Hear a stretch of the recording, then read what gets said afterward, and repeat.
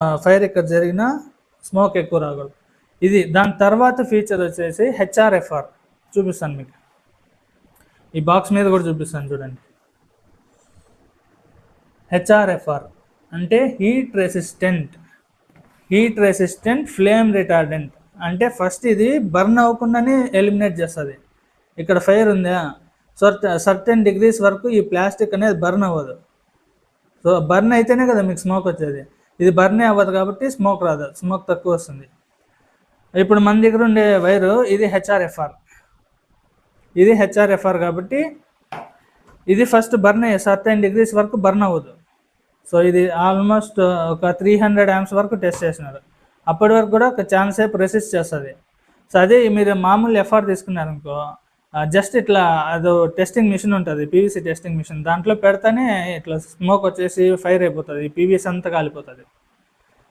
So అట్లా హెచ్ఆర్ఎఫ్ఆర్ అంటే ఇది కాస్ట్ ఎక్కువ ఉంటుంది కాబట్టి చాలా కంపెనీస్ ఎఫ్ఆర్ఏ అమ్ముతాయి. ఎందుకు?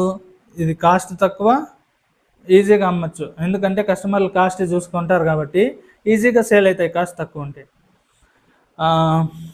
ఇంకా ఈ హెచ్ఆర్ఎఫ్ఆర్ ఎందుకు అంటే నేను చాలా కంపెనీలు చూసినాను, కాస్ట్ ఎక్కువ ఉంది హెచ్ఆర్ఎఫ్ఆర్ అనేది. చాలా కంపెనీల దగ్గర ట్రై చేసినాను. వాళ్ళ క్యాటలాగ్ చూసి హెచ్ఆర్ఎఫ్ఆర్ ఉంది కదా అనేసి వాళ్ళతో మాట్లాడితే వాళ్ళు మా దగ్గర స్టాక్ లేదు, ప్రైస్ డీటెయిల్స్ ఏం చెప్పట్లేదు. ఎందుకంటే ఇది చాలా కాస్ట్ ఎక్కువ ఉంటుంది, ఈ హెచ్ఆర్ఎఫ్ఆర్ అనేది చాలా కాస్ట్ ఎక్కువ ఉంటుంది.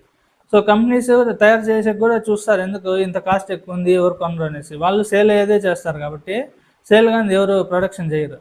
సో కాబట్టి వాళ్ళు అట్లా చెప్తున్నారు. నేను చాలా కంపెనీస్ ట్రై చేసిన, ఏమన్నా బెటర్ ప్రైస్లో ఇంకా వేరే కంపెనీ ఏమైనా దొరుకుతుందా హెచ్ఆర్ఎఫ్ఆర్లో.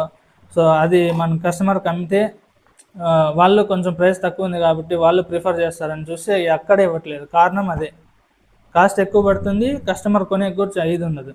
సో కాబట్టి మనకి హోస్పర్ ఒక్కటి మాత్రమే నాకు ఇప్పటివరకు స్టాక్ ఇచ్చినాడు హెచ్ఆర్ఎఫ్ఆర్.